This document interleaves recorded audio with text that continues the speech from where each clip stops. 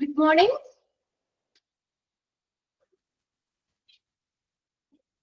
Good morning.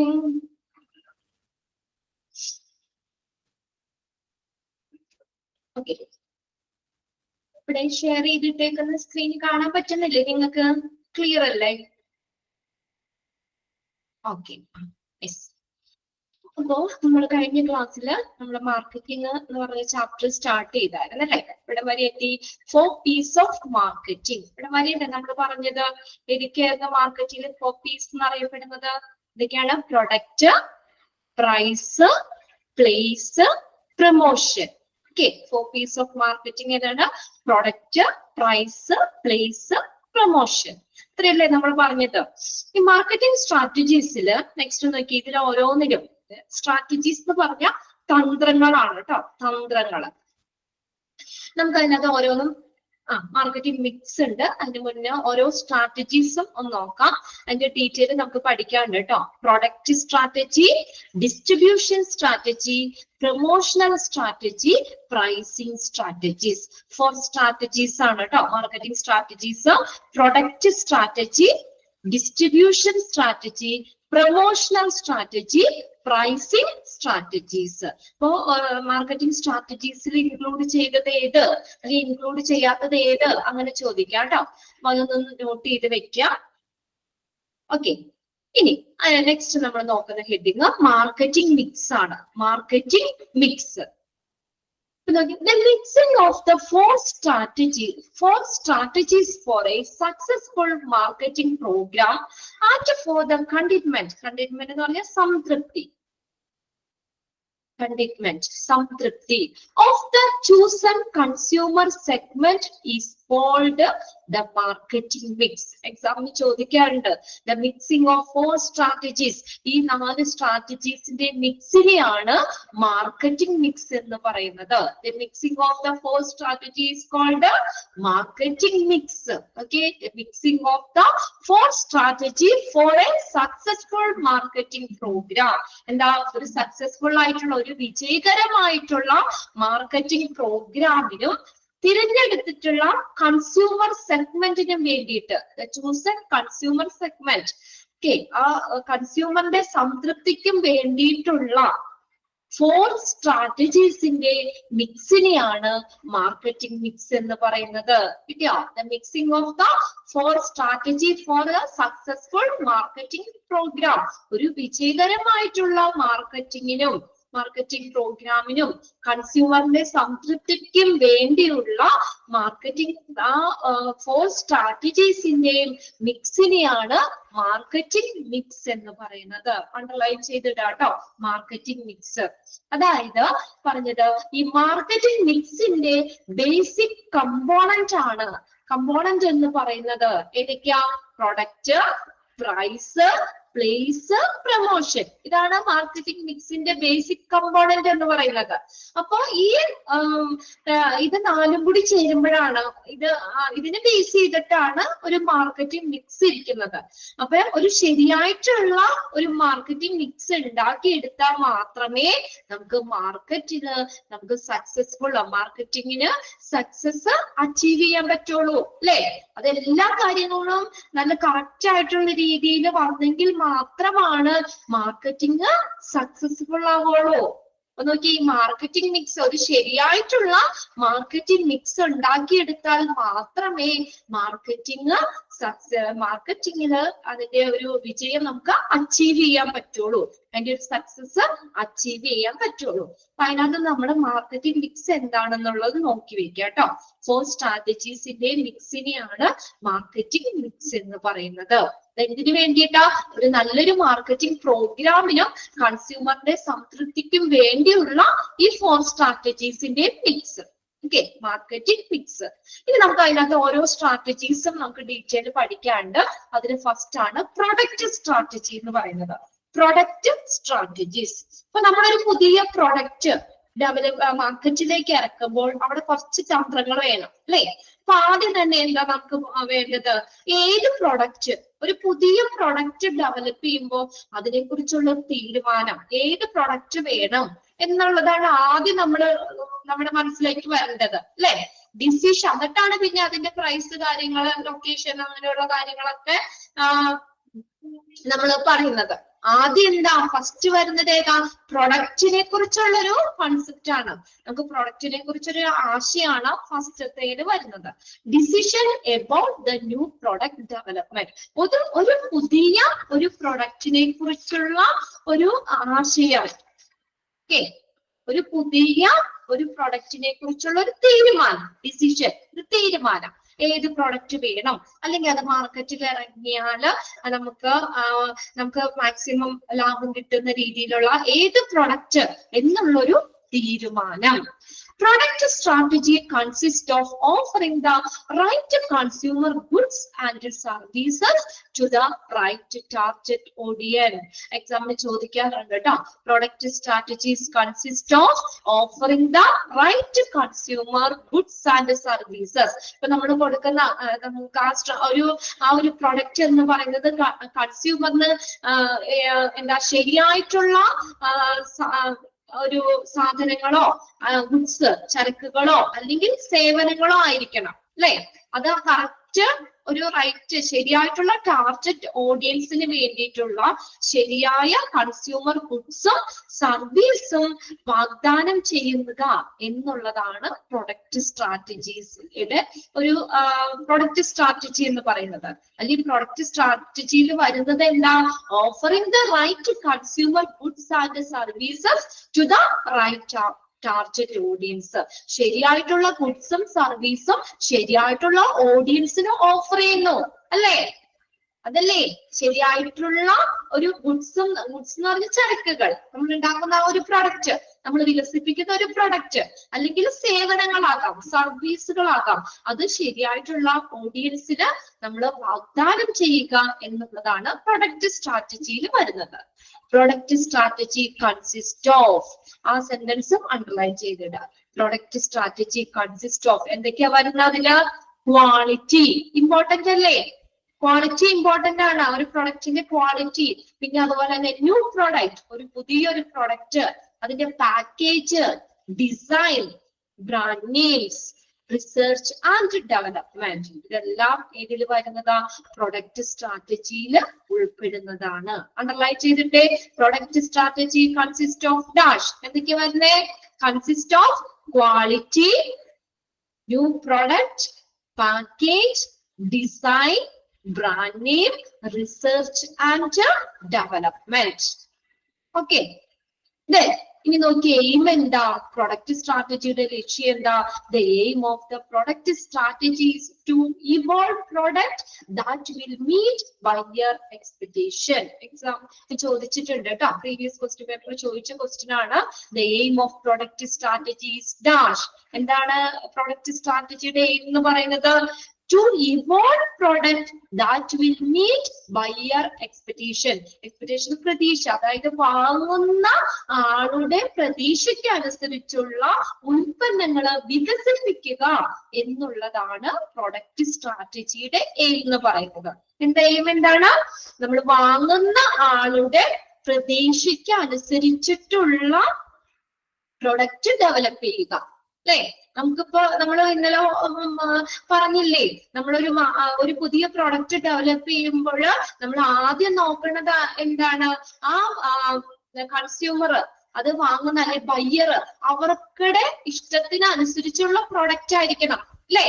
അവർക്ക് ഇപ്പൊ recent ആയിട്ടുള്ളത് അല്ലെങ്കിൽ കൂടുതൽ ആളുകൾ ആവശ്യപ്പെടുന്ന രീതിയിലുള്ള ഒരു പ്രൊഡക്റ്റ് വേണം നമ്മൾ മാർക്കറ്റിലേക്ക് നമ്മൾ ഇറക്കാനായിട്ട്, അല്ലെങ്കിൽ നമ്മളൊരു പുതിയ പ്രൊഡക്റ്റ് ഡെവലപ്പ് ചെയ്യാനായിട്ട്.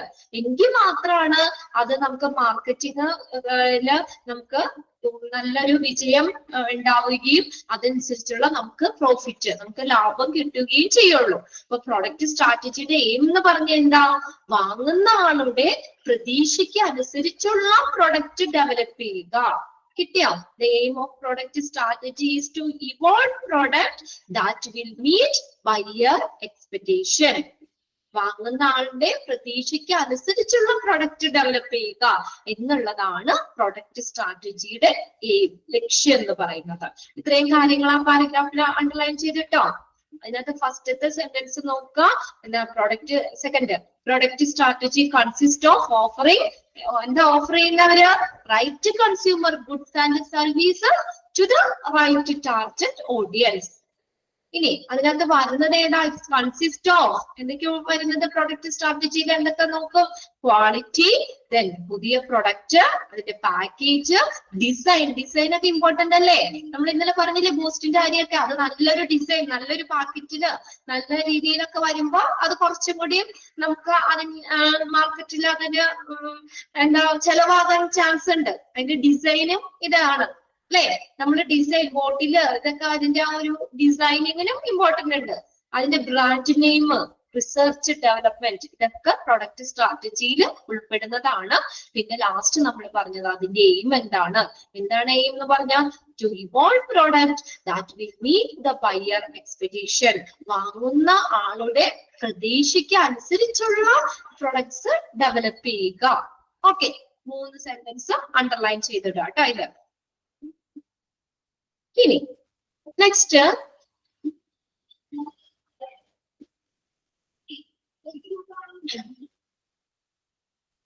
പിന്നെ അതിനകത്ത് രണ്ടാമത്തത് പ്ലേസ് ഓർ ഡിസ്ട്രിബ്യൂഷൻ സ്ട്രാറ്റജിയാണ്. അത് ചോദിക്കാം കേട്ടോ. Place strategy is also known as distribution strategy. എക്സാമിന് ചോദിക്കാം. Place strategy is also known as distribution strategy. അതിന് ഓപ്ഷൻസ് ഇതുപോലെ കൊടുക്കുക. Promotion strategy, pricing strategy, product strategy എന്നൊക്കെ പറഞ്ഞ ഡിസ്ട്രിബ്യൂഷൻ സ്ട്രാറ്റജി എന്നൊക്കെ പറഞ്ഞ ഓപ്ഷൻസ് കൊടുക്കും. പ്ലേസ് സ്ട്രാറ്റജി അറിയപ്പെടുന്ന മറ്റൊരു പേര് ഏതാണ്? Distribution strategy. Distribution strategy is a method of distributing goods or services to end user. End user എന്ന് പറഞ്ഞ ആരാ? End user ആരാ? കൺസ്യൂമർ. കൺസ്യൂമർ. എന്താണ് ഡിസ്ട്രിബ്യൂഷൻ സ്ട്രാറ്റജി എന്ന് പറയുന്നത്? Is A method of distributing goods or services. Distribute ചെയ്യുകയാണ് അല്ലെ? നമ്മുടെ ചരക്കുകളോ സേവനങ്ങളോ ഒക്കെ വിതരണം ചെയ്യുന്നതിനെയാണ് നമ്മൾ ഡിസ്ട്രിബ്യൂഷൻ സ്ട്രാറ്റജി എന്ന് പറയുന്നത്. ഇത് കൺസ്യൂമറിന് ഡിസ്ട്രിബ്യൂട്ട് ചെയ്യുന്നതിനാണ് ഡിസ്ട്രിബ്യൂഷൻ സ്ട്രാറ്റജി എന്ന് പറയുന്നത്. എക്സാമിന് ഇങ്ങനെ ചോദിക്കാം കേട്ടോ. Dash strategy is a method of distributing goods or services to end user. ഏത് സ്ട്രാറ്റജിയാ? ഏത് സ്ട്രാറ്റജിയാ? Distribution strategy.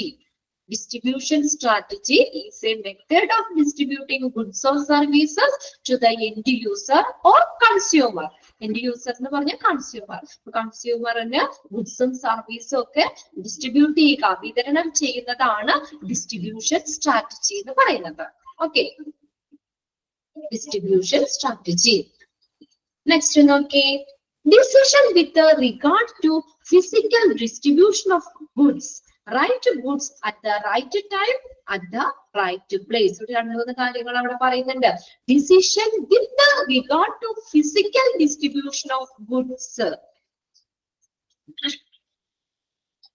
ഫിസിക്കൽ ഡിസ്ട്രിബ്യൂഷൻ എന്ന് വെച്ചാൽ എന്താ? ഭൗതിക വിതരണവുമായിട്ട് ബന്ധപ്പെട്ട തീരുമാനങ്ങൾ. ഗുഡ്സിന്റെ ഒരു ഫിസിക്കൽ ഡിസ്ട്രിബ്യൂഷനുമായിട്ട് ബന്ധപ്പെട്ടുള്ള തീരുമാനങ്ങൾ.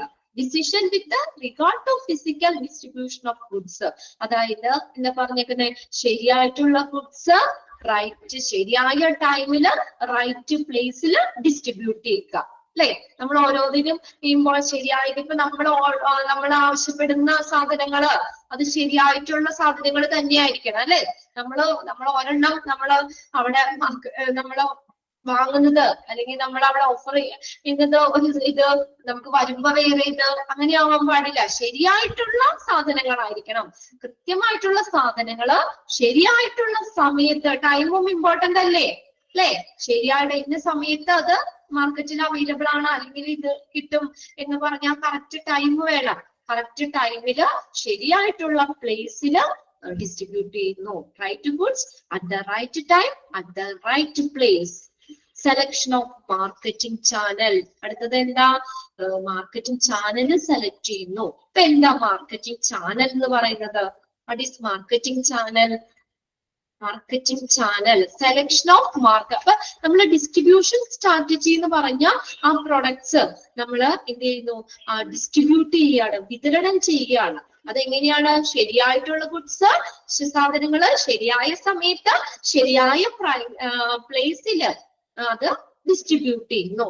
ഇനി അവിടെ രണ്ടാമത്തെ പോയിന്റ് ആയിട്ട് പറഞ്ഞേക്കുന്നത് selection of marketing channel. Marketing channel select ചെയ്യുന്നു.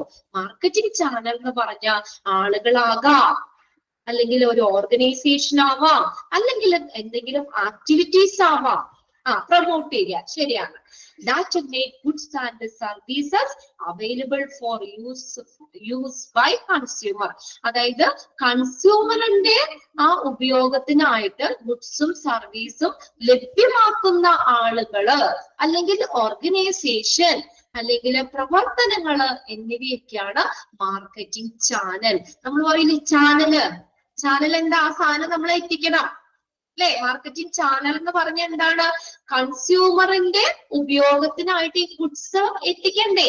അങ്ങനെ എത്തിക്കുന്ന അല്ലെങ്കിൽ കൊടുക്കുന്ന, അവൈലബിൾ ആക്കുന്ന സർവീസുകള്, അല്ലെങ്കിൽ അവിടുത്തെ ഏതെങ്കിലും ഓർഗനൈസേഷനോ ആളുകളെയൊക്കെയാണ് മാർക്കറ്റിംഗ് ചാനൽ എന്ന് പറയുന്നത്. ഒന്ന് എഴുതി വെച്ചോട്ടെ അവിടെ, മാർക്കറ്റിംഗ് ചാനൽ. ടെക്സ്റ്റ് തന്നെ എഴുതി വെച്ചാൽ മതി. ഒരു കുഞ്ഞു സെന്റൻസ് നോട്ട് ചെയ്തവിടെ, വേറെ ഒന്നും അവിടെ ഡീറ്റെയിൽ പറയാനുള്ള. A marketing channel, A marketing channel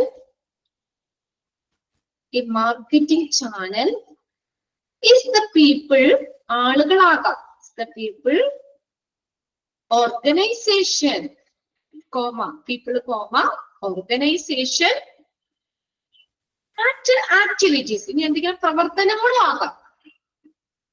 And activities that make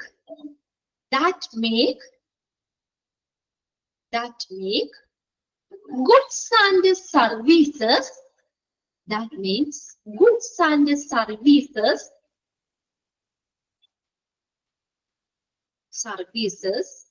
available for use by consumers.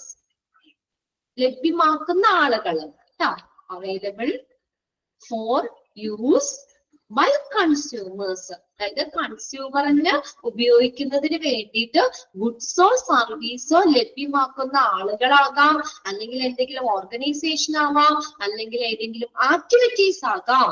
അതിനെയാണ് മാർക്കറ്റിംഗ് ചാനൽ എന്ന് പറയുന്നത്. കിട്ടിയോ? Marketing channel is the people. Marketing channel is the people, organization, ആളുകളാകാം, അല്ലെങ്കിൽ ഏതെങ്കിലും സംഘടനകളാകാം, ഓർഗനൈസേഷൻ, ആൻഡ് ആക്ടിവിറ്റീസ്, അല്ലെങ്കിൽ എന്തെങ്കിലും പ്രവർത്തനങ്ങളാകാം.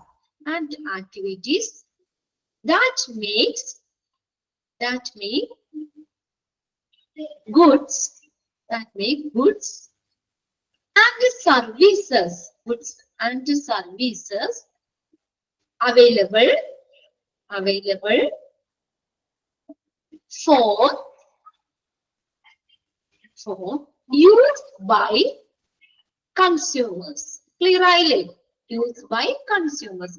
കൺസ്യൂമറിന് ഉപയോഗത്തിനായിട്ട് ഈ ഗുഡ്സോ സർവീസുകളോ അവൈലബിൾ ആക്കുന്ന ആളുകളോ ഓർഗനൈസേഷനോ അല്ലെങ്കിൽ ഏതെങ്കിലും ആക്ടിവിറ്റീസ്, ഇതിനെയൊക്കെയാണ് നമ്മൾ മാർക്കറ്റിംഗ് ചാനൽ എന്ന് പറയുന്നത്. അപ്പൊ അത് മാർക്കറ്റിംഗ് ചാനൽ സെലക്ട് ചെയ്യും. ഓക്കെ, ഇനി അടുത്ത നോക്കിയേ, മൂന്നാമത്തെ പ്രൊമോഷണൽ സ്ട്രാറ്റജിയാണ്. പ്രൊമോഷണൽ സ്ട്രാറ്റജി എന്ന് പറഞ്ഞാൽ തന്ത്രങ്ങളാണ് കേട്ടോ. Promotional strategy. A promotion strategy is A plan that is actionable to influence people about your business, create more leads and boost customer engagement. Engagement എന്ന് പറഞ്ഞാൽ ഇടപഴകൽ. Engagement. ഓക്കെ, എന്താണ് പ്രൊമോഷണൽ സ്ട്രാറ്റജി എന്ന് പറഞ്ഞാൽ? ഈസ് എ പ്ലാൻ, ഇതൊരു പദ്ധതിയാണ്, ഒരു plan ആണ്. That is actionable to influence people about your business. Example advertisement. Okay, about your business, create more leads and boost customer engagement. Okay, നിങ്ങളുടെ ബിസിനസിനെ കുറിച്ച് നമ്മുടെ ആളുകളെ സ്വാധീനിക്കണം അല്ലെ? എങ്കിലല്ലേ നമ്മളൊരു പ്രൊഡക്റ്റ് ഉണ്ടാക്കി അത് വാങ്ങാനായിട്ട് ആളുകളെ നമ്മൾ സ്വാധീനിക്കണം. നമ്മൾ വെറുതെ വീട്ടിലിരുന്നിട്ട് കാര്യമില്ല. അപ്പൊ നമ്മൾ ആളുകളെ സ്വാധീനിക്കണം. നമ്മൾ അതിനൊക്കെ നമുക്ക് അഡ്വർടൈസ്മെന്റ് ഒക്കെ കൊടുക്കാൻ പറ്റും അല്ലെ? ആളുകളെ നമ്മളെ സ്വാധീനിക്കാനും കുറച്ചും കൂടി നമുക്ക് കൂടുതൽ ലീഡുകൾ സൃഷ്ടിക്കാനും, ക്രിയേറ്റ് മോർ ലീഡ്സ്, കൂടുതൽ ലീഡുകൾ സൃഷ്ടിക്കാനും, കസ്റ്റമറിന്റെ ഇടപെടലുകള് വർദ്ധിപ്പിക്കാനും കഴിയുന്ന ഒരു പദ്ധതിയാണ് പ്രൊമോഷണൽ സ്ട്രാറ്റജി എന്ന് പറയുന്നത്. Promotional strategy is a plan that is actionable to influence people about your business, create more leads and boost customer engagement. ഇവിടെ ഇങ്ങനെ തരും ട്ടോ. Dash is a plan, അല്ലെങ്കിൽ a plan that is actionable to influence people your business. അങ്ങനെ ആ sentence full തരാം. ഒന്നില്ലെങ്കിൽ dash ഇട്ട് തരാം, അല്ലെങ്കിൽ എ പ്ലാൻ ദാറ്റ് ഈസ് എന്ന് പറഞ്ഞിട്ട് അങ്ങനെയും ക്വസ്റ്റ്യൻ ആയിട്ട് വരാം. പേര് ആൻസർ ചെയ്താൽ നമുക്ക് അവിടെ പ്രൊമോഷണൽ സ്ട്രാറ്റജി അണ്ടർലൈൻ ചെയ്തിട്ട് കേട്ടോ. നമ്മുടെ ബിസിനസിനെ കുറിച്ച് ആളുകളെ സ്വാധീനിക്കാനും, കൂടുതൽ ലീഡുകൾ സൃഷ്ടിക്കാനും, കസ്റ്റമറിന്റെ ഇടപെടലുകള് ബൂസ്റ്റ് ചെയ്യാന്ന് വെച്ചാൽ എന്താ, വർദ്ധിപ്പിക്കാൻ അല്ലെ? വർദ്ധിപ്പിക്കാനും കഴിയുന്ന ഒരു പദ്ധതിയാണ് പ്രൊമോഷണൽ സ്ട്രാറ്റജി. ഓക്കെ, ആ സെന്റൻസ് തന്നെ ഒന്ന് അണ്ടർലൈൻ ചെയ്തിട്ടേക്കാം. ഇനി അടുത്തതാണ് പ്രൈസിങ് സ്ട്രാറ്റജി. പ്രൈസിങ്, ഇനി അതിനൊരു വില വേണ്ടേ? Pricing strategy deals with the mode of setting price which should be both justifiable and competitive and bring in profit. അതെങ്ങനെയായിരിക്കണം? നമ്മളൊരു പ്രൈസ് സെറ്റ് ചെയ്യുമ്പോൾ അതൊരു ന്യായമായ രീതിയിലായിരിക്കണം അല്ലെ? ലോകത്തിൽ ഇല്ലാത്ത വില ഇട്ട് കഴിഞ്ഞാൽ അത് ചെലവാകോ? എങ്ങനെയാണ് ഈ പ്രൈസ്? അതിന്റെ പ്രൈസിങ് സ്ട്രാറ്റജി, പ്രൈസിങ് തന്ത്രമാണ്. എങ്ങനെ ചെയ്യണേ? deals with the mode of setting price which should be both justifiable എന്നൊരു ന്യായമായിട്ടുള്ളത്, ന്യായമായതും ആൻഡ് കോമ്പറ്റേറ്റീവ് മത്സരാധിഷ്ഠിതവുമായ, പിന്നെ അതുപോലെ തന്നെ ആൻഡ് ബ്രിങ് ഇൻ പ്രോഫിറ്റ്, നമുക്ക് ലാഭവും വേണം അല്ലെ? ലാഭം കൊണ്ടുവരുന്നതുമായിട്ടുള്ള വിലകള് ക്രമീകരിക്കുന്ന രീതിയാണ് പ്രൈസിങ് സ്ട്രാറ്റജി എന്ന് പറയുന്നത്. പ്രൈസിങ് സ്ട്രാറ്റജി എങ്ങനെയൊക്കെ ആയിരിക്കണം? നമ്മളൊരു പ്രൊഡക്റ്റിന്റെ അതിന്റെ പ്രൈസ് സെറ്റ് ചെയ്യണത് എങ്ങനെയായിരിക്കണം? ന്യായമായിരിക്കണം, മത്സരാധിഷ്ഠിതമായിരിക്കണം, പ്രോഫിറ്റിൽ കലാശിക്കുന്നതായിരിക്കണം, അല്ലെങ്കിൽ നമുക്ക് മാക്സിമം പ്രോഫിറ്റ് കിട്ടുന്ന രീതിയിലുള്ളതായിരിക്കണം.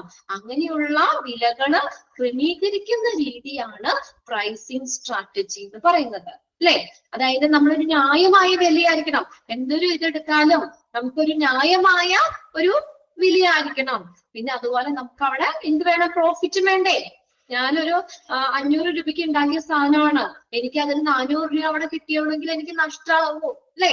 പിന്നെ അതില് നമുക്ക് മാർക്കറ്റിംഗിൽ എനിക്കൊരു ചെയ്യാന്ന് പറയാൻ പറ്റും, നഷ്ടമാണ് അല്ലെ? എനിക്ക് വേറെ പ്രോഫിറ്റ് ഒന്നും ഉണ്ടാവുന്നില്ല, അവിടെ ലോസ്റ്റ് ആണ്, എനിക്ക് എന്റെ പൈസ നഷ്ടപ്പെടുക ചെയ്യുന്നത്. അപ്പൊ നമുക്ക് മാക്സിമം പ്രോഫിറ്റ് കിട്ടുന്നതോ നമുക്കൊരു ലാഭത്തിന് വേണ്ടിയല്ലേ നമ്മളെല്ലാം ചെയ്യുന്നേ അല്ലെ?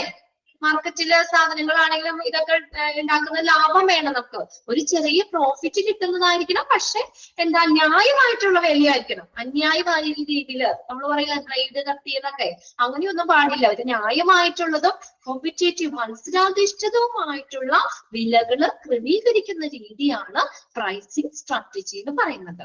ഓക്കെ, അതും ആ സെന്റൻസ് തന്നെ നോട്ട് ചെയ്യാം കേട്ടോ. എന്നിട്ട് അത് ഏത് സ്ട്രാറ്റജി ആണെന്ന് എക്സാമിന് ചോദിക്കാം. Dash strategy deals with the mode of setting price which should be setting price. അത്രയും ഇത് വേണമെന്നില്ല, അത്രയൊന്നും അണ്ടർലൈൻ ചെയ്തിടാം. പ്രൈസ് സെറ്റ് ചെയ്യുന്നത് അത് ഏതാണ്? പ്രൈസിങ് സ്ട്രാറ്റജിയാണ്. ക്ലിയർ ആയോ? 4 സ്ട്രാറ്റജീസ്. ഓക്കെ, പ്രൈസ് പറഞ്ഞു, പ്ലേസ് പറഞ്ഞു, പ്രൊമോഷണൽ സ്ട്രാറ്റജി പറഞ്ഞു, പ്രൈസിങ് സ്ട്രാറ്റജി പറഞ്ഞു, പ്രൊഡക്റ്റ് സ്ട്രാറ്റജി. ഓക്കെ, ക്ലിയർ അല്ലേ അത്? ഓക്കെ, ക്ലിയർ ആണ്. ഒന്ന് വായിച്ചു നോക്കാം. അതിന്റെ എല്ലാ സെന്റൻസ് തന്നെ നോട്ട് ചെയ്യാം കേട്ടോ. എന്നിട്ട് അതിനകത്ത് ഏത് സ്ട്രാറ്റജി ആണെന്ന് ചോദിക്കും. ഫസ്റ്റത്തെ ഒന്നുകൂടി പറയാമോ? ഫസ്റ്റ് ഏതാണ്? പ്രൊഡക്റ്റ് സ്ട്രാറ്റജി ആണോ? പ്രൊഡക്റ്റ് സ്ട്രാറ്റജി, ഒരു പ്രൊഡക്റ്റ്. ഇപ്പൊ നമ്മൾ ആദ്യം എന്താ, പ്രൊഡക്റ്റ് തന്ത്രമാണ്. അപ്പൊ അതിനെ നമ്മൾ എന്താ, ആദ്യം നമുക്ക് വേണം ഒരു പുതിയ പ്രൊഡക്റ്റിനെ കുറിച്ചുള്ള തീരുമാനം. ഇന്ന പ്രൊഡക്റ്റ് നമുക്ക് ഉണ്ടാക്കാം അല്ലെ.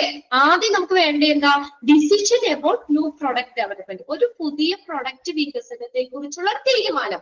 ഏത് പ്രൊഡക്റ്റ് നമ്മൾ ഡെവലപ്പ് ചെയ്യും അതിനെ കുറിച്ചുള്ള ഡിസിഷൻ. ഇനി അതിനകത്ത് എന്താ വരുന്നത്, അത് നമ്മൾ ആ പ്രൊഡക്റ്റ് നമ്മൾ ഡെവലപ്പ് ചെയ്യുമ്പോൾ നമുക്ക് ശരിയായിട്ടുള്ള ഗുഡ്സ് സർവീസുകൾ ശരിയായ ഓഡിയൻസിന് വാഗ്ദാനം ചെയ്യുന്നതാണ് പ്രൊഡക്റ്റ് സ്ട്രാറ്റജി എന്ന് പറയുന്നത് അല്ലെ.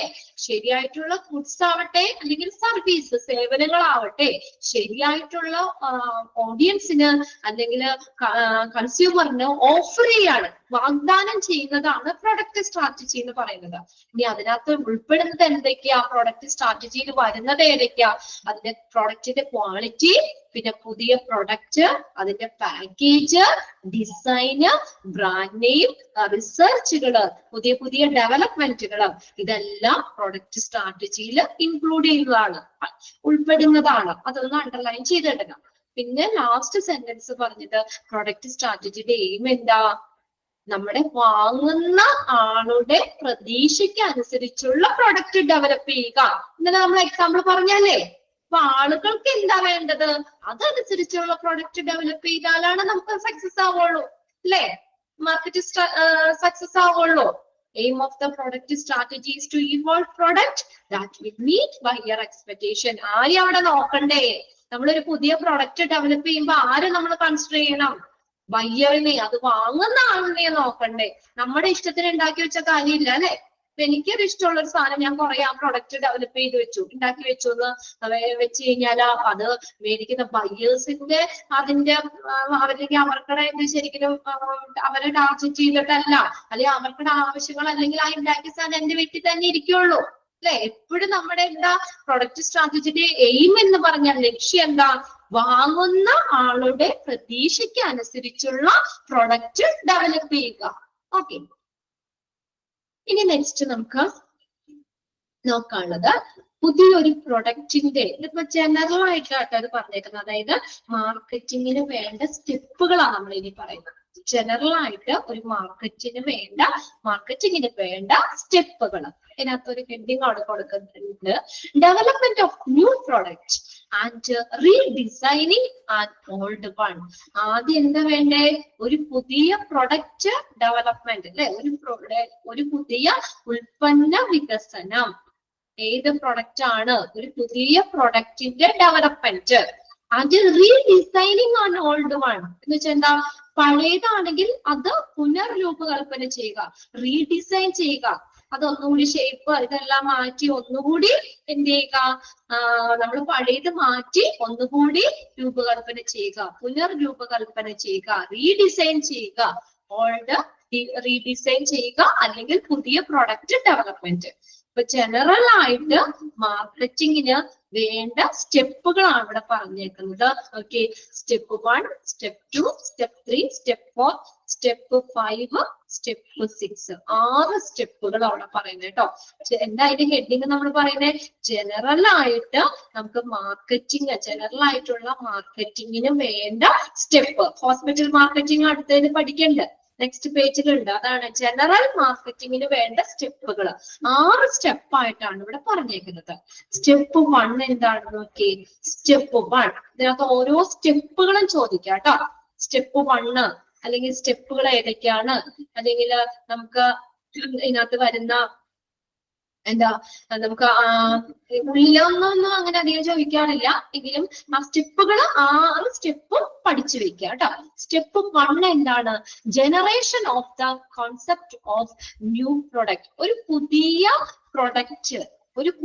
പ്രൊഡക്റ്റിനെ കുറിച്ചുള്ള ഒരു കോൺസെപ്റ്റ് എന്ന് പറഞ്ഞ ഒരു ആശയം അവിടെ ഉടലെടുക്കുന്നു. Generation of the concept of new product, ഒരു പുതിയ പ്രൊഡക്റ്റിനെ കുറിച്ചുള്ള ഒരു ആശയം ഡെവലപ്പ് ചെയ്യുന്നു. നോക്കിയേ, idea born in the minds of an individual or group. അപ്പൊ ഒരു പുതിയ പ്രൊഡക്റ്റ് എന്നുള്ള ഒരു ആശയം ആർക്കടെ, ഒരു ഇൻഡിവിജ്വലിന്റെ ഒരു വ്യക്തിയുടെ മനസ്സിൽ തോന്നിയതാകാം, അല്ലെങ്കിൽ ഒരു ഗ്രൂപ്പ് ഒരു കൂട്ടം ആളുകളുടെ മനസ്സിൽ വന്ന ഐഡിയ ആകാം, ജനിച്ച അല്ലെങ്കിൽ വന്ന ഒരു ഐഡിയ ആകാം.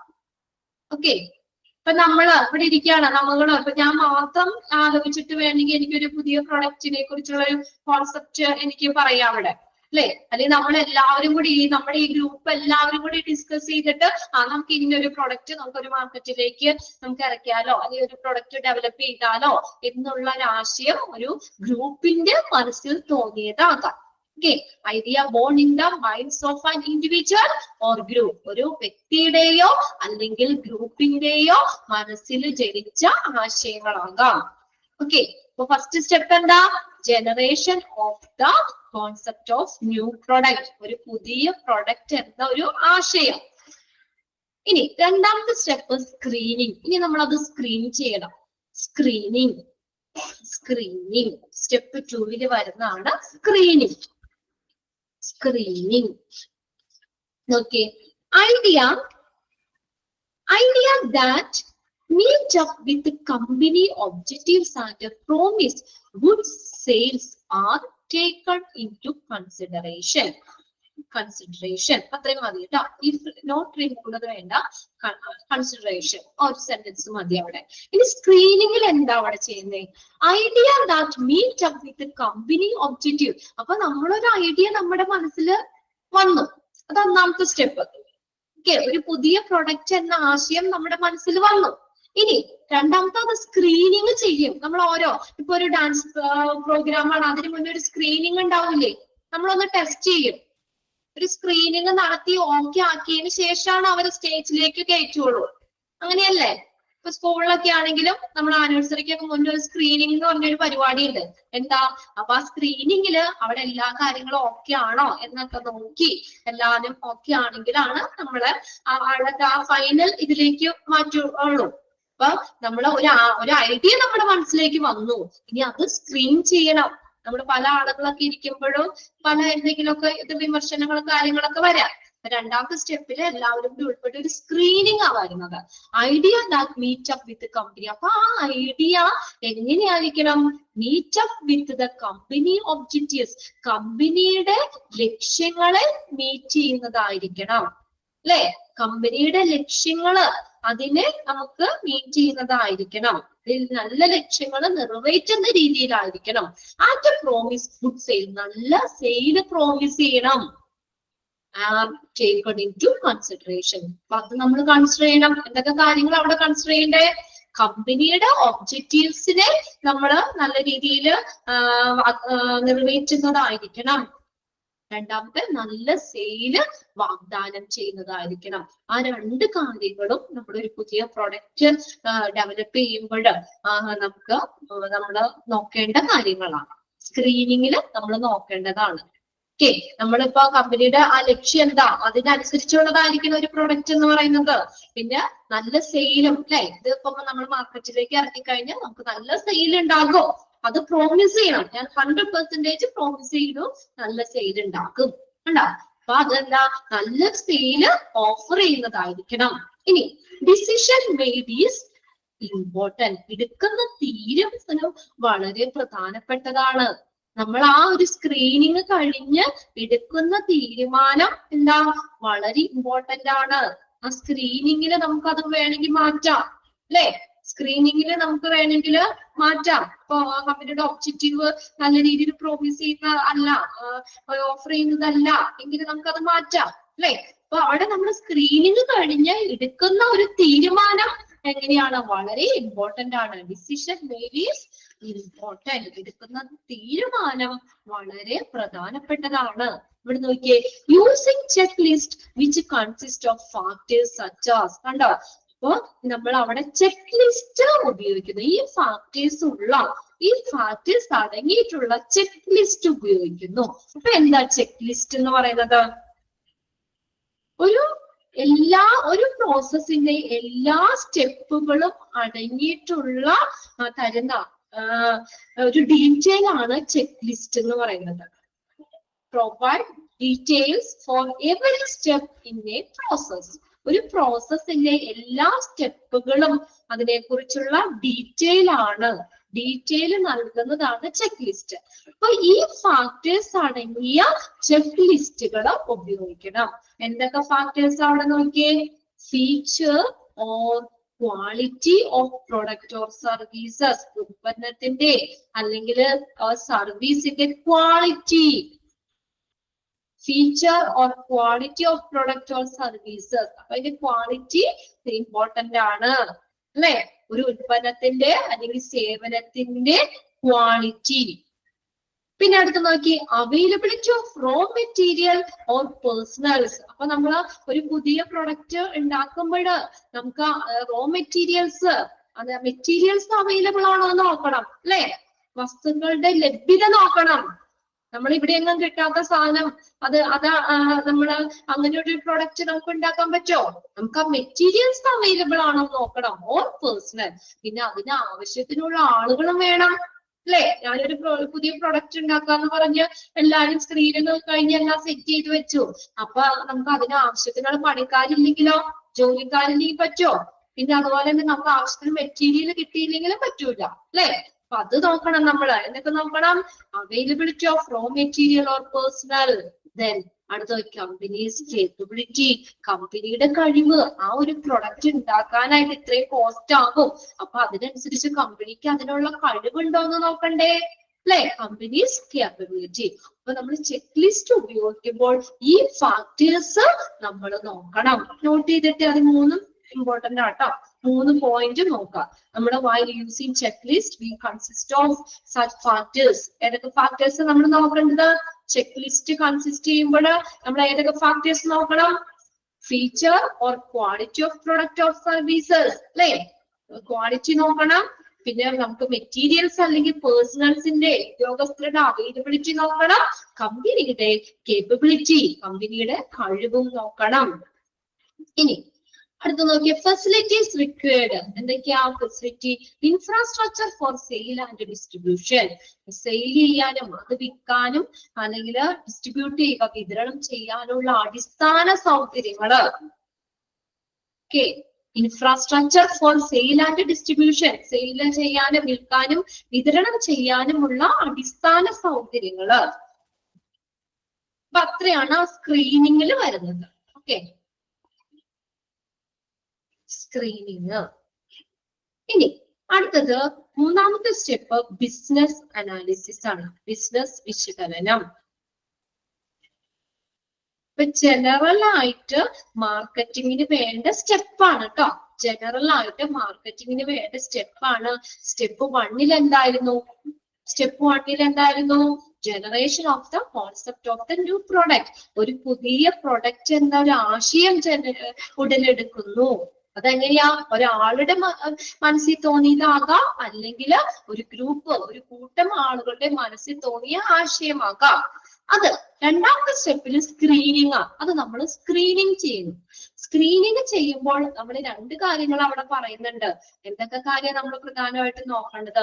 കമ്പനിയുടെ ലക്ഷ്യങ്ങളെ നിറവേറ്റുന്നതായിരിക്കണം. നല്ല സെയില് വാഗ്ദാനം ചെയ്യുന്നതായിരിക്കണം. പ്രോമിസ് ചെയ്യുക, ഉറപ്പ് നൽകുന്നതുമായിരിക്കണം. പ്രോമിസ് ചെയ്യണം.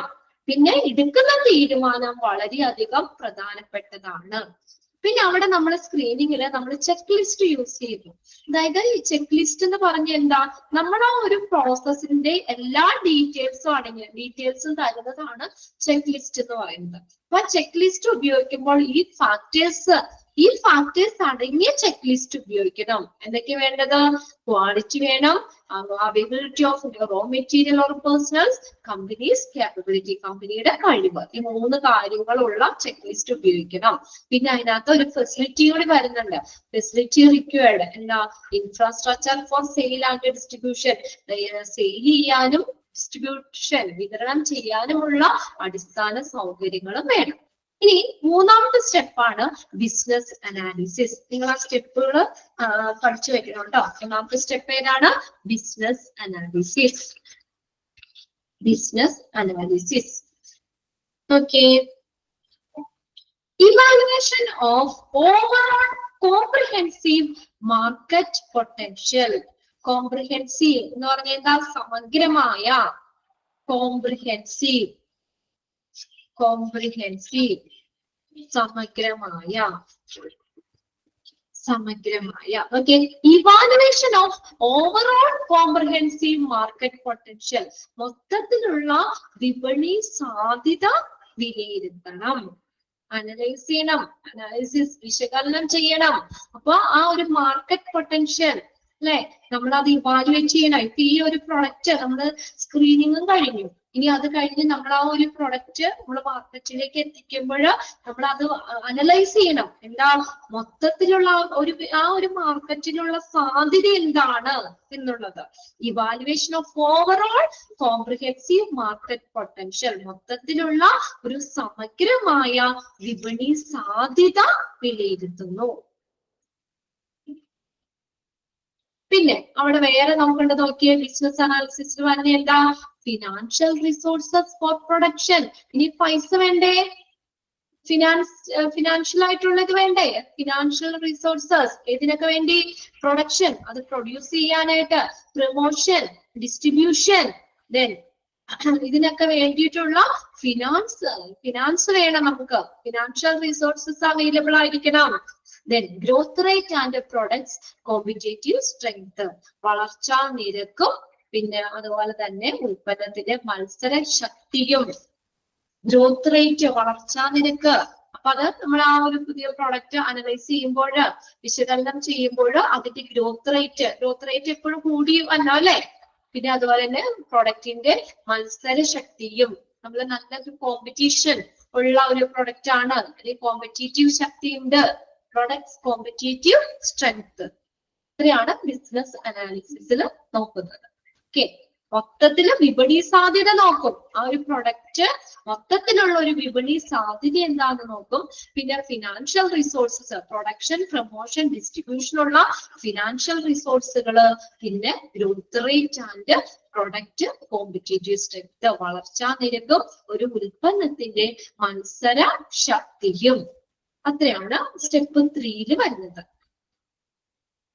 ഓക്കെ ഇനി അടുത്തത് സ്റ്റെപ്പ് 4 പ്രൊഡക്റ്റ് ഡെവലപ്മെന്റ് ബുദ്ധിമുട്ടായിട്ട് തോന്നണ്ടോ ഫസ്റ്റും സെക്കൻഡ് മൊഡ്യൂളിൽ വെച്ച് നോക്കുമ്പോൾ ഒരു ഇച്ചിരി ടഫ് ആണല്ലേ തേർഡ് മൊഡ്യൂളിലേക്ക് വന്നപ്പോ ഇച്ചിരി ബുദ്ധിമുട്ടുണ്ട് അല്ലെ ഫസ്റ്റ് സെക്കൻഡ് നമ്മളങ്ങ് ഫ്രീ ആയിട്ട് പഠിച്ചു പോയോലെയല്ല കുറച്ച് ഒരുപാടില്ല കുറച്ചേ ഉള്ളൂ കേട്ടോ ഒരു തേർഡ് മൊഡ്യൂളില് 1-2 ചാപ്റ്റർ നമ്മുടെ എന്താ പറയാ ഓൾറെഡി ഇപ്പൊ കേറി മിസ്സുമാര് പറഞ്ഞിട്ടുണ്ടാവും നമ്മൾ അങ്ങനെയല്ലേ പഠിക്കാൻ പോകുമ്പോഴോ ആദ്യമൊക്കെ നമുക്ക് ആദ്യത്തെ സെമ്മ് നമുക്ക് നല്ല എളുപ്പമായിരിക്കും അല്ലെ പിന്നെ അടുത്ത സെക്കൻഡ് സെമ്മിലേക്ക് വരുമ്പോഴത്തേക്കും നമുക്ക് ഇച്ചിരി കൂടി ബുദ്ധിമുട്ട് വരും ഫൈനൽ ആകുമ്പോഴത്തേക്കും നല്ല ബുദ്ധിമുട്ടായിരിക്കും അങ്ങനെ ആ ഒരു ഫ്ലോയിലാണ് ഫസ്റ്റ് സെക്കൻഡ് മൊഡ്യൂളുകൾ എല്ലാ ചാപ്റ്ററുകളും നല്ല എളുപ്പമായിരുന്നു ചെറിയ ചാപ്റ്ററുകളും ആയിരുന്നു കുഞ്ഞു ചാപ്റ്റർ ആയിരുന്നു പെട്ടെന്ന് നമുക്ക് മനസ്സിലാക്കാം ഇനി സെക്കൻഡ് വലിയ കുഴപ്പമില്ല ഫസ്റ്റ് സെക്കൻഡ് അങ്ങനെ തന്നെയായിരുന്നു ഓൾമോസ്റ്റ് തേർഡ് മൊഡ്യൂളിലേക്ക് വരുമ്പോൾ കുറച്ച് ടഫാണ് കുറച്ച് ടഫ് എന്ന് പറഞ്ഞാൽ എന്താ അവിടെ ജനറൽ ആയിട്ടുള്ള കാര്യങ്ങളാണ് പറയുന്നത് ഒരു ഹോസ്പിറ്റലിനെ മാത്രം നിർത്തിക്കൊണ്ട് പറയുന്ന കാര്യങ്ങളല്ല ജനറൽ ആയിട്ട് നമ്മൾ അറിഞ്ഞിരിക്കേണ്ടതും നമ്മൾ പഠിക്കേണ്ടതുമായിട്ടുള്ള കുറച്ചുകൂടി കാര്യങ്ങൾ കുറച്ചുകൂടി ഡീറ്റെയിൽ ആയിട്ട് വരുന്നുണ്ട് ഇതാണ് തേർഡ് മൊഡ്യൂള് ഫോർത്ത് മൊഡ്യൂളും കുഴപ്പമില്ല ഡിഗ്രിക്ക് പഠിക്കാറുണ്ട് ഇതൊക്കെ ഡിഗ്രിക്ക് പഠിക്കാറുണ്ട് സ്റ്റെപ്പുകളൊക്കെ അല്ലെ എന്നാലും വലിയ കുഴപ്പമില്ല നിങ്ങൾ ആ സ്റ്റെപ്പുകളൊക്കെ ഒന്ന് മനസ്സിലാക്കി വെക്കുക കേട്ടോ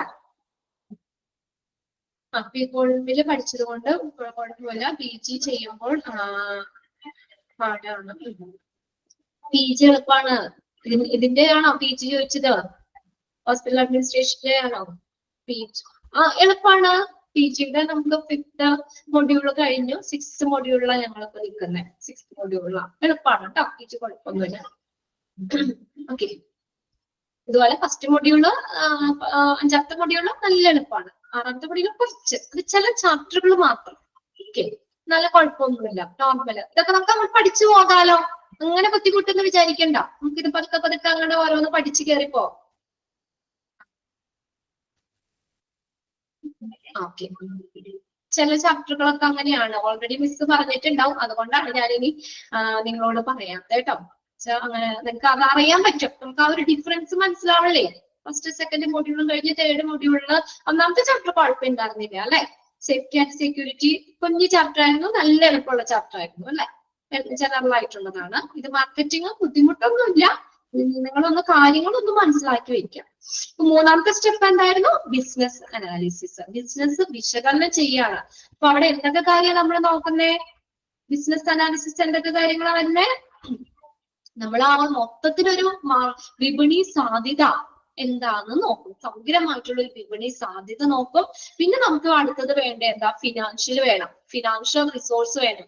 പ്രൊഡക്ഷന് വേണ്ടി, പ്രൊമോഷന്, ഡിസ്ട്രിബ്യൂഷൻ ചെയ്യാനുള്ള ഫിനാൻഷ്യൽ റിസോഴ്സുകള്, പിന്നെ ഗ്രോത്ത് റേറ്റ് വളർച്ചാ നിരക്കും, പിന്നെ അതുപോലെ തന്നെ നമ്മുടെ സക്സസ് ഇതൊക്കെ പറയില്ലേ നമ്മളിങ്ങനെ ഗ്രോത്ത് റേറ്റും പ്രൊഡക്റ്റിന്റെ കോമ്പറ്റീറ്റീവ് സ്ട്രെങ്ത്, മത്സര ശക്തിയും. ഇനി സ്റ്റെപ്പ് 4 പ്രൊഡക്റ്റ് ഡെവലപ്മെന്റ് ആണ്. ഈ പ്രൊഡക്റ്റ് ഡെവലപ്പ് ചെയ്യാണ്, product development. Marketing department provides feedback of consumer reaction, wants, packaging, branding etcetera എന്നിവയുടെ ഫീഡ്ബാക്ക് നൽകുന്നു. Okay, marketing department provides feedback of എന്താ? നമ്മളൊരു പുതിയ പ്രൊഡക്റ്റ് ഡെവലപ്പ് ചെയ്യുമ്പോൾ അതിന്റെ ഫീഡ്ബാക്ക്, കൺസ്യൂമറിന് ആ പ്രൊഡക്റ്റിനോടുള്ള ഫീഡ്ബാക്ക് എന്താ? ഇപ്പൊ നമ്മളൊരു സാധനം ഇങ്ങനെ അവതരിപ്പിച്ചു, അത് ഡെവലപ്പ് ചെയ്തു. അപ്പൊ അത് ഡെവലപ്പ് ചെയ്യുമ്പോൾ ആ ഒരു പ്രൊഡക്റ്റിനോടുള്ള ആളുകളുടെ റിയാക്ഷൻ എന്താണ്? ഒരു ഫീഡ്ബാക്ക് കിട്ടൂലേ? അത് നല്ല പ്രൊഡക്റ്റ് ആണ് എന്നുള്ളൊരു ഇത് നമുക്ക് ഒരു ഫീഡ്ബാക്ക് കിട്ടും നമുക്ക്. പിന്നെ അതുപോലെ തന്നെ കസ്റ്റമറിന്റെ അല്ലെങ്കിൽ കൺസ്യൂമറിന്റെ ആവശ്യങ്ങള്, പാക്കേജിങ്, അതിന്റെ ബ്രാൻഡിങ്, ഇതെല്ലാം ത്തിനെ കുറിച്ചുള്ള ഒരു ഫീഡ്ബാക്ക് മാർക്കറ്റിംഗ് ഡിപ്പാർട്ട്മെന്റ് പ്രൊവൈഡ് ചെയ്യുന്നു. Marketing department provide the feedback of എന്തൊക്കെയാ? Consumer reaction, wants, packaging, branding etcetera.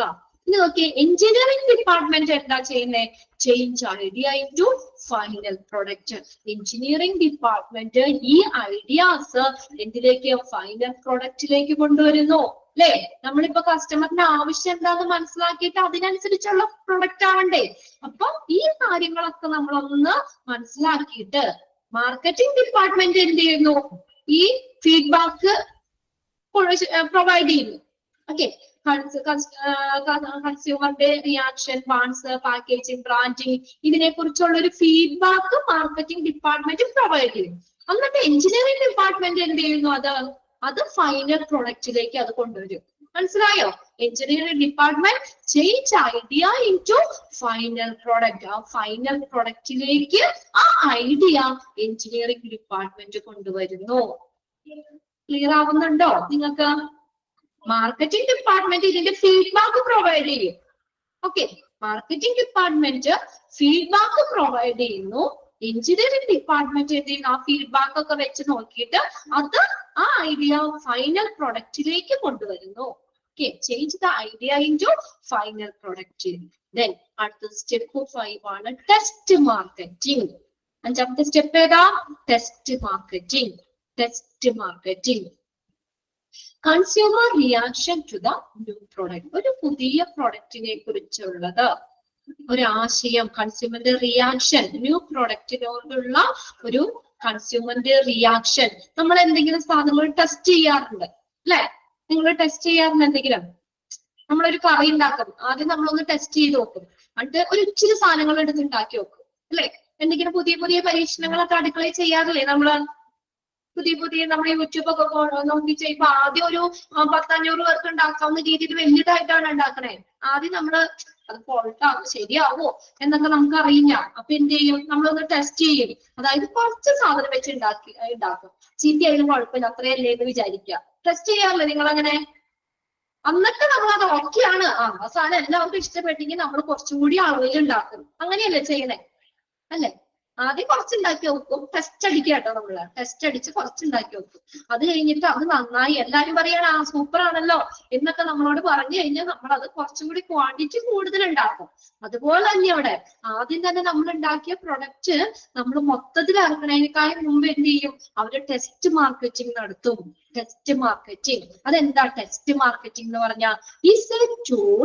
Test marketing is a tool used by the company to check the viability of their new product before it is beginning to launch in the market on a large scale. എന്താ പറഞ്ഞേക്കുന്നേ? എന്താ പറഞ്ഞേക്കുന്ന അവിടെ? Test marketing എന്ന് പറഞ്ഞ എന്താ?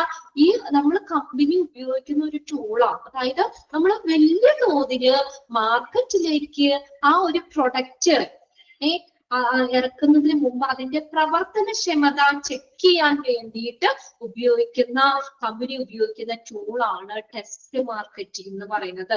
ഒന്ന് test അടിച്ചു നോക്കാം ആദ്യം. അത് സക്സസ് ആണെങ്കിൽ ഫുള്ള് നമുക്ക് ധൈര്യമായിട്ട് ഇറക്കാം അല്ലേ?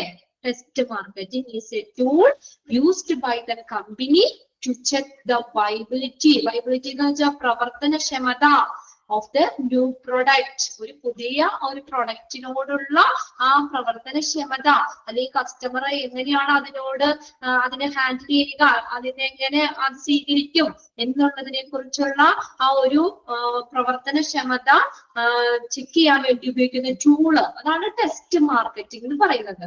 അപ്പൊ നോക്കിയേ, ഇത് എന്തിനാണ്? ടെസ്റ്റ് മാർക്കറ്റിംഗിന്റെ ആ ഒരു പർപ്പസ് എന്താ?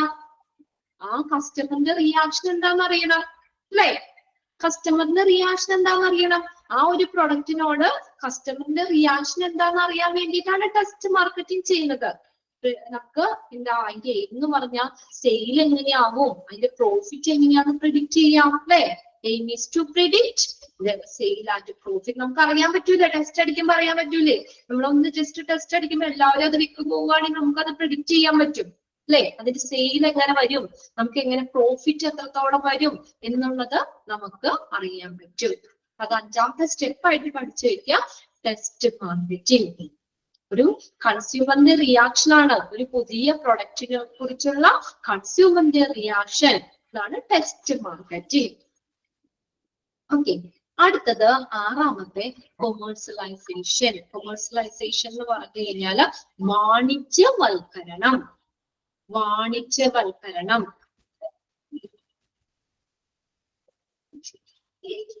അതായത് കൊമേഴ്സ്യലൈസേഷൻ എന്ന് പറഞ്ഞാൽ വാണിജ്യവൽക്കരണം. അതിന്റെ കീഴിൽ വരുന്നതാണ് full scale marketing.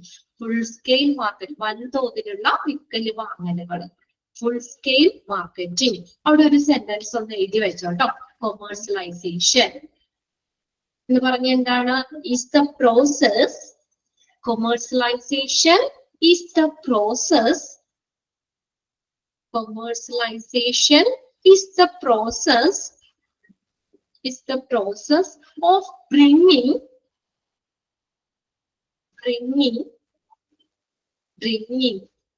new product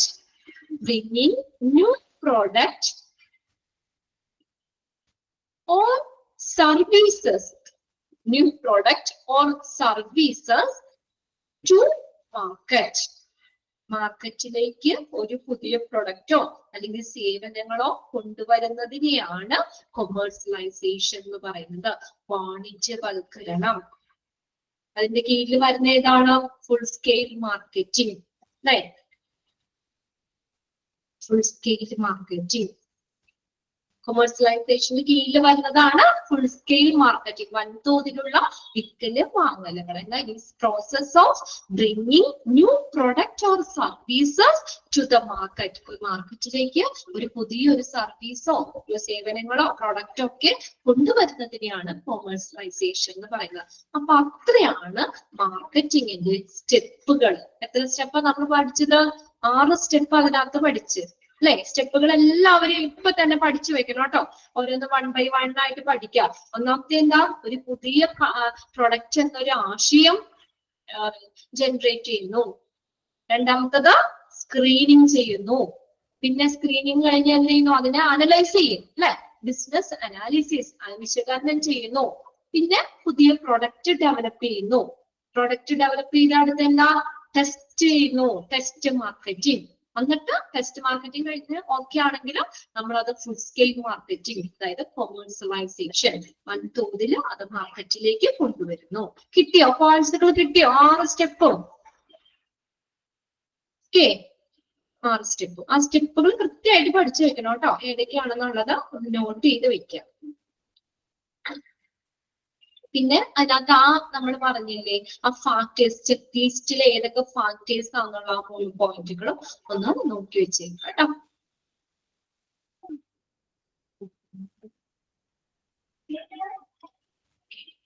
ഇനി നമ്മൾ അടുത്തത് നെക്സ്റ്റ് പഠിക്കുന്നത് steps involve in marketing a new hospital. ഇനി ഹോസ്പിറ്റലിന്റെ മാർക്കറ്റിംഗ് ആണ്.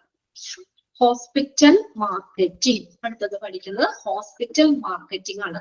നോക്കിയ steps involve in marketing a new hospital.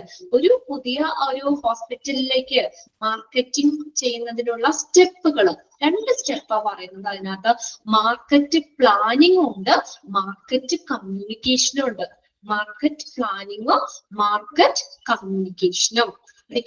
Market planning, market communication. സ്റ്റെപ്സുകള് മാർക്കറ്റ് പ്ലാനിങ്, മാർക്കറ്റ് കമ്മ്യൂണിക്കേഷൻ. ഈ മാർക്കറ്റ് പ്ലാനിങ് എന്താണ്, അതിന്റെ എലമെന്റ്സ് ഇത്രയേ ഉള്ളൂ. ഇതുകൂടി കഴിഞ്ഞാൽ ചാപ്റ്റർ കഴിയും. ഇനി അത് എല്ലാ എലമെന്റ്സും നമുക്ക് ഡീറ്റെയിൽ ആയിട്ട് പഠിക്കാനുണ്ട്. ലാസ്റ്റത്തെ സെക്ഷനാണിത്. Hospital marketing steps involve in marketing a new hospital. അപ്പൊ നമ്മൾ ജനറൽ മാർക്കറ്റിംഗിന്റെ ആ സ്റ്റെപ്പുകളാണ് നമ്മൾ പറഞ്ഞത്. ഇനി ഹോസ്പിറ്റലിലേക്ക്, ഹോസ്പിറ്റൽ മാർക്കറ്റിംഗിന്റെ സ്റ്റെപ്സുകള്. ഓക്കെ, ഹോസ്പിറ്റൽ മാർക്കറ്റിംഗ് എന്താന്ന് പറയുന്നുണ്ട്. അതിന്റെ സ്റ്റെപ്പ് ഏതൊക്കെയാ? ഫസ്റ്റ് മാർക്കറ്റ് പ്ലാനിങ് വരുന്നുണ്ട്, മാർക്കറ്റ് കമ്മ്യൂണിക്കേഷൻ. അതിനകത്ത് എന്താണ് hospital marketing? Hospital marketing just ഒന്ന് പറഞ്ഞിട്ട് നിർത്താം കേട്ടോ. ഹോസ്പിറ്റൽ മാർക്കറ്റിംഗ് എന്ന് പറഞ്ഞു കഴിഞ്ഞാൽ നോക്കി, the hospital marketing function has been broadly adopted as a way to learn about market, attract sufficient resources, evolve appropriate services, and to communicate the availability of such goods to those who may be able to buy such services. കുഞ്ഞു കാര്യ എന്താ hospital marketing എന്ന് പറഞ്ഞ, അതായത് മാർക്കറ്റുകളെ കുറിച്ച് പഠിക്കാനും, മാർക്കറ്റുകളെ കുറിച്ച് പഠിക്കാനും, the way to learn about market എന്താണ്, മാർക്കറ്റുകളെ കുറിച്ച് പഠിക്കാനും, attract sufficient resources, സഫിഷ്യന്റ് ആയിട്ടുള്ള ഒരു മതിയായ വിഭവങ്ങൾ, അതിന് വേണ്ടിയിട്ടുള്ള റിസോഴ്സുകൾ ആകർഷിക്കാനും, evolve appropriate services, ഉചിതമായിട്ടുള്ള സേവനങ്ങൾ വികസിപ്പിക്കാനും, and communicate the availability of such goods. അടുത്ത എന്താ പറഞ്ഞേക്കുന്നത്, അത്തരം ആ സേവനങ്ങള് വാങ്ങാൻ കഴിയുന്നവരോട് അതിന്റെ ഒരു ലഭ്യത അറിയിക്കാനുമുള്ള ഒരു മാർഗമാണ് ഇത് ഹോസ്പിറ്റൽ മാർക്കറ്റിംഗ് എന്ന് പറയുന്നത്. ലാസ്റ്റ് എന്താ പറഞ്ഞേക്കുന്നത്, and communicate the availability of such goods to those who may be able to buy such services. അത്തരം സേവനങ്ങൾ, അത്തരം സർവീസുകള് അല്ലെങ്കിൽ പ്രൊഡക്ട്സ് വാങ്ങാൻ കഴിയുന്നവരോട് അതിന്റെ ലഭ്യത അറിയിക്കാനുമുള്ള ഒരു മാർഗമായിട്ട് ഹോസ്പിറ്റൽ മാർക്കറ്റിംഗ് പ്രവർത്തനം വ്യാപകമായിട്ട് സ്വീകരിച്ചിട്ടുണ്ട്. It's a function. ഹോസ്പിറ്റൽ മാർക്കറ്റിംഗിന്റെ ഫംഗ്ഷൻ എന്താ, മാർക്കറ്റുകളെ കുറിച്ച് പഠിക്കാനും, സഫിഷ്യന്റ് റിസോഴ്സുകൾ അട്രാക്ട് ചെയ്യാനും, പുതിയ സർവീസുകൾ വികസിപ്പിക്കാനും, അതുപോലെ അത്തരം സേവനങ്ങൾ അല്ലെങ്കിൽ ഗുഡ്സ് സാധനങ്ങൾ വാങ്ങാൻ കഴിയുന്നവരോട് അതിന്റെ അവൈലബിലിറ്റി, ലഭ്യത അറിയിക്കാനുമുള്ളതാണ്. അതാണ് ഹോസ്പിറ്റൽ മാർക്കറ്റിംഗിന്റെ ഫംഗ്ഷൻ എന്ന് പറയുന്നത്. അതിന്റെ 2 സ്റ്റെപ്പ് ഏതൊക്കെയാ, മാർക്കറ്റ് പ്ലാനിംഗ് ഉണ്ട്, മാർക്കറ്റ് കമ്മ്യൂണിക്കേഷനും ഉണ്ട്. Market planning, market communication. അതിന്റെ എലമെന്റ്സ് അടുത്ത ക്ലാസ്സിൽ നോക്കാം. കുറച്ച് കാര്യം നമ്മൾ പഠിച്ചോളൂ. ഇന്ന് പ്രധാനമായിട്ട് നമ്മൾ ആ സ്റ്റെപ്പുകളാണ് പഠിച്ചത് കേട്ടോ. 6 സ്റ്റെപ്പുകൾ ഏതൊക്കെയാണ് പഠിക്കാം. പിന്നെ ചെക്ക് ലിസ്റ്റിൽ ഉപയോഗിക്കുന്ന ഫാക്ടേഴ്സ് ഏതൊക്കെയാണ്, 3 പോയിന്റ്സ് കുറച്ച് നോക്കിയോളൂ. 3 പോയിന്റ്സുകൾ, പിന്നെ 4 സ്ട്രാറ്റജീസും മാർക്കറ്റിംഗ് മിക്സും. 4 സ്ട്രാറ്റജീസിന്റെ മിക്സിങ്ങിനെയാണ് നമ്മുടെ മാർക്കറ്റിംഗ് മിക്സ് എന്ന് പറയുന്നത്. 4 സ്ട്രാറ്റജീസ് അതെല്ലാം ഡാഷ് ഇട്ട് ചോദിക്കാം കേട്ടോ. അതിൽ ഏത് സ്ട്രാറ്റജിയാണ് വന്നതെന്ന് ചോദിക്കാം. ആ കാര്യങ്ങളൊക്കെ ഇത്രയൊന്നും അടുത്ത ക്ലാസ്സിലേക്ക് ഒന്ന് വായിച്ചു വെക്കാം കേട്ടോ. ഹോസ്പിറ്റൽ മാർക്കറ്റിംഗ് ഒന്നുകൂടി അടുത്ത ക്ലാസ്സിൽ ഞാൻ പറഞ്ഞുതരാം കേട്ടോ. അപ്പൊ നിങ്ങൾ ആ സ്റ്റെപ്പുകൾ വരെ പഠിച്ചു വെക്കുക. ഓക്കെ, 6 സ്റ്റെപ്പ് വരെ നോക്കി വെക്കുക കേട്ടോ അടുത്ത ക്ലാസ്സിലേക്ക്. ഓക്കെ, ക്ലാസ് വൈൻഡപ്പ് ചെയ്തോട്ടെ. Okay, by.